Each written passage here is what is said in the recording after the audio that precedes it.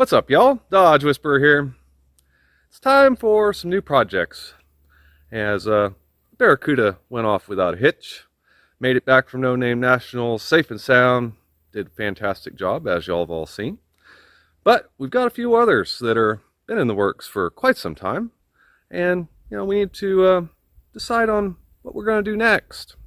Because we got one car that's already left the stable, and we got another one coming. And these old Ramchargers behind me, well, they're on the chopping block of things that need to be completed.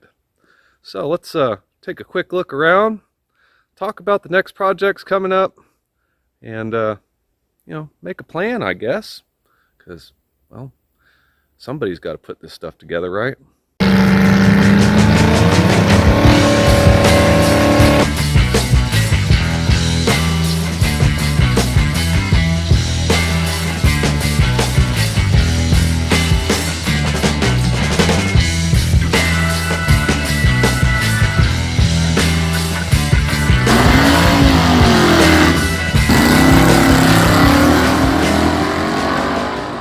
Alrighty, so let's start off with the old top hand here.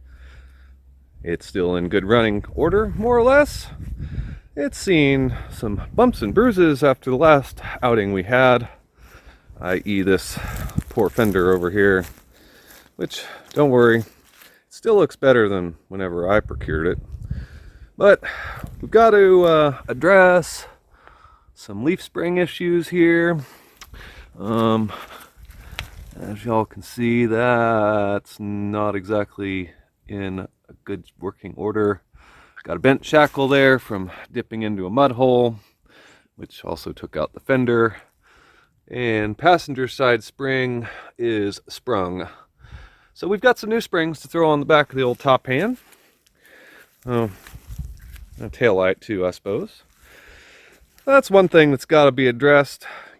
It's otherwise in good working order. So not seriously pressing as far as the projects go, but it's on the list. And we'll have to address those items before we go four-wheeling next time for sure. Next up, 1979 Ramcharger. So this is a very solid truck.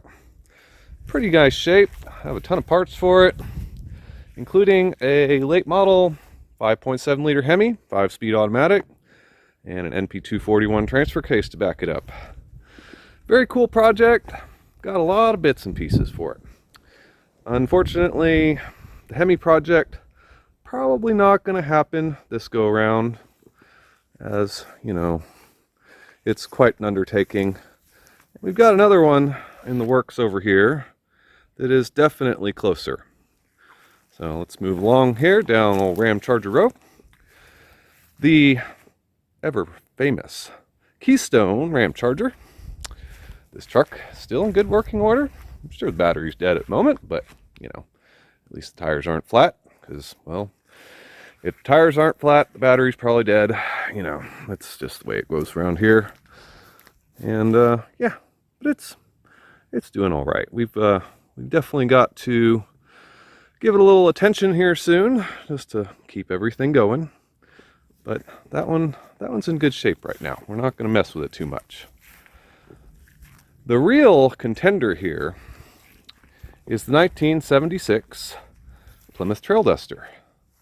And you might be saying, well, that's not a Trail Duster, that's a pickup. Well, yes and no. It is a Plymouth.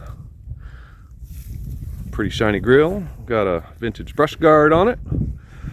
I've already converted front to large bolt pattern lockout hubs. It's got brakes mostly sorted out all the way around. Gas tank is cleaned. I believe our wiring is all functional. And that's kind of where we left off last on it. And so this truck is a Trail Duster, like I was saying. And what makes it cool is the half cab, and that is a original aftermarket fiberglass half cab, produced by Pacesetter, I believe, and was probably dealer equipped. you could buy these Trail Dusters and Ramchargers without a top. And I think dealer probably opted for one of these. So let's take a quick look in here. All right. And it's, you know, needs a dash. It's got some Gorilla tape holding it together. But got a pretty snazzy looking steering wheel. And pretty solid truck. Got a little bit of rot, but you know, they all do, right? It is a factory orange truck, despite the very poor camo paint job. Got a pretty nice bench seat in there, split. And we'll open it up here. Very cool package tray in the back built in. And like I said, it is a pace setter half cab out of Cocoto, Minnesota, I think.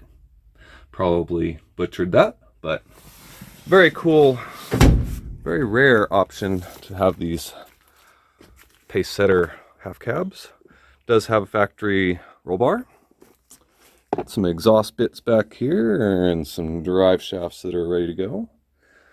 And over there, if you know what you are looking at, you'll know that those are 440 exhaust manifolds, because this truck is an original 440 automatic air conditioning 4x4 1976 Plymouth Trail Duster, which is pretty rare, I suppose.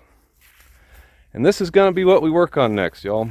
It has been sitting here for long enough, and we've got a 440 for it. We've got exhaust systems for it. We've got basically the truck kind of prepped for the 440. Biggest thing kind of left to do is it is, like I was saying, a big bolt pattern front. And we do need to convert the rear to match. And other than that, I think this is going to be our next project as far as the trucks go. And it's pretty sweet, I think. So we'll probably get to dragging that in eventually. But that's the truck project for sure. Alright guys, so let's take a quick look at the 440 for the 76 Trail Duster project. This is a average run-of-the-mill cast crank, low compression 440 motorhome engine. It started life, as I know it, with Duddy and in his project M880, which is a project that started 20 years ago that never came to fruition. Well, you know, he moved it over here. We got it running, ran okay, needed the carburetor rebuilt and whatnot, and he decided, well, I don't really want this anymore, which, you know, he may regret. He's good at regrets. And anyway, I ended up with it. So it was a running engine when it got pulled out. But I said, you know, for the project this is going in, really want to know what we got. Got into it. It's actually a really clean engine. Been rebuilt. 40 over pistons in it. Cylinder walls are pretty good. Bearings all look nice. No sludge, whatnot. You know, it had great oil pressure. Wasn't knocking. Cam bearings look good still and whatnot. But I said, you know, let's go through it. So I had the cylinder heads reworked over at Hill Country Performance with Danny Solis. You can catch him on YouTube as well. I believe his channel is just Danny Solis. And he did a great job on them.